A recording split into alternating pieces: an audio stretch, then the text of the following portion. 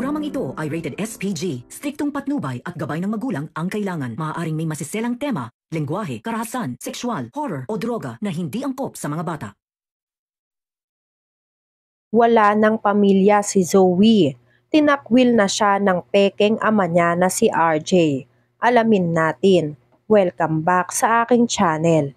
Mga kaganapan sa abot kamay na pangarap. Napaka-intense nga ng mga kaganapan sa abot kamay na pangarap. Halos gumuho ang mundo ni Zoe matapos malaman na narinig lahat ni Annalyn ang pagmamakaawa ni Zoe sa mga kapulisan para hindi ituloy ang pagpatay kay Doc Carlos dahil tatay niya si Doc Carlos at anak siya ni Doc Carlos. Hindi makapaniwala si Annalyn na totoo lahat ng sinabi ni Justin na matagal nang alam ni Zoe na iba ang tatay niya at hindi sila magkapatid ni Annalyn. Kaya ngayon nga ay kinasusuklaman ni Annalyn si Zoe.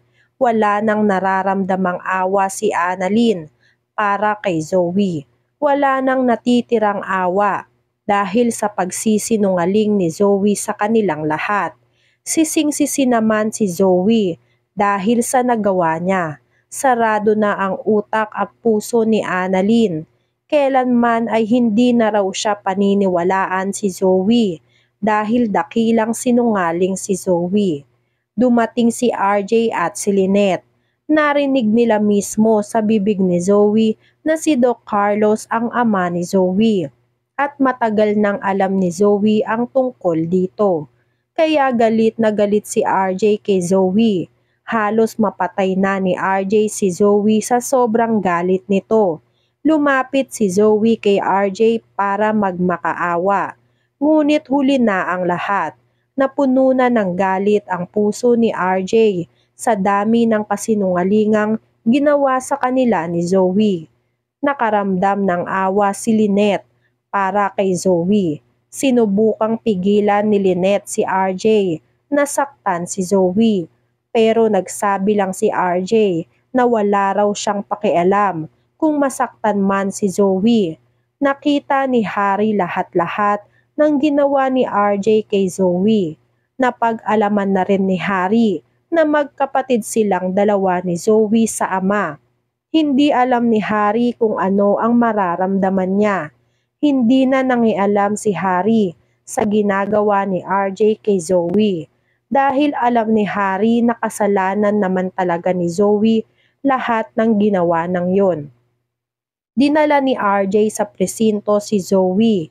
Iyak lang ng iyak si Zoe habang nagmamakaawa kay RJ na huwag siyang idamay sa kasalanan ni Doc Carlos at Moira. Pinaimbestigahan ni RJ si Zoe dahil malakas ang kutob ni RJ na kasabwat ni Doc Carlos at Moira si Zoe. Bagay naman na pilit tinatanggi nitong si Zoe. Hanggang sa huli nga ay nananaig pa rin ang kasinungalingan nitong si Zoe. Iniwan ni RJ sa mga pulis si Zoe. Sinabihan ni RJ ang mga pulis na imbestigahan rin si Zoe at paaminin sa lahat ng kasalanan niya. Dahil anak siya ni Doc Carlos, kaya imposible raw na walang alam si Zoe sa mga plano ni Doc Carlos. Nag-antay si RJ at si Lynette kung ano ang magiging resulta ng pag-uusap ng mga pulis kay Zoe. Maya-maya ay dumating na ang pulis na nag-imbestiga dito kay Zoe. Umamin na raw si Zoe na nakita niya lang si Doc Carlos sa baba ng kondo niya. Dagdag pa ng pulis na walang ebidensyang nakuha para masabi na tinatago ni Zoe sa kondo niya si Doc Carlos. Hindi pinaniwalaan ni RJ ang testimonya nitong si Zoe. Sinabi ni Lynette na baka naman totoo ang sinasabi ni Zoe na wala talaga siyang alam at hindi siya kasabwat ng daddy niyang si Doc Carlos. Napilitan lang si Zoe na umamin sa mga pulis na anak siya ni Doc Carlos para hindi patayin si Doc Carlos. Ngunit sawang-sawa na raw si RJ sa mga kasinungalingan ni Zoe. Nagawa na raw ni Zoe magsinungaling sa kanilang lahat, kaya paano pa raw nila paniniwalaan si Zoe ngayon? Sa kabilang banda, nauna muna si Annalyn sa Apex. Nakita niya si Morgana at sinabihan ito ni Annalyn, "Alam mo ba kung nasaan si Zoe ngayon? Nasa presinto siya ngayon dahil niloko niya kaming lahat." Nagtaka si Morgana kung paano raw nadamay si Zoe sa kaso nitong si Doc Carlos. Sinabi ni Annalyn na nalaman na ni RJ na anak ni Doc Carlos si Zoe. Kaya naisip raw ni RJ na baka kasabwat ni Moira at Doc Carlos si Zoe. Kaya pinaiimbestigahan ngayon si Zoe. Kinabahan si Morgana. Nalalapit na nga ang pagkabuking ng mga tinatago nilang sikreto. Ayaw ni Morgana na pati ang sikreto niya na siya si Moira ay mabuking na rin nila RJ. Kaya umisip ng paraan si Morgana upang hindi na malaman ng iba ang tungkol sa pagkatao niya. Dalawa lang ang nakakaalam ng sikreto ni Morgana na hindi na niya mapagkakatiwalaan, si Doc Carlos at si Gilbert. Nagsabi si Morgana na uunahin muna niyang iligpit si Doc Carlos bago si Gilbert para wala nang kumanta ng pagkatao ni Morgana. Nakipagkita si Morgana kay Gilbert at inutusan ito na patayin na ng tuluyan si Doc Carlos. Kahit inis pa nga si Morgana kay Gilbert dahil naunahan na naman ng mga pulis si Gilbert na tugisin si Doc Carlos. At dahil hindi na pinaniniwalaan ni RJ itong si Zoe, pinilit ni RJ na paaminin si Zoe na kasabwat siya ni Doc Carlos at Moira. Pero pinagdidiinan ni Zoe na wala siyang alam sa mga plano o sa lahat ng plano ni Moira at ni Doc Carlos. Humingi ng tawad si Zoe kay RJ. Nagbabaka sakali na lumambot pa ang puso ni RJ sa kanya.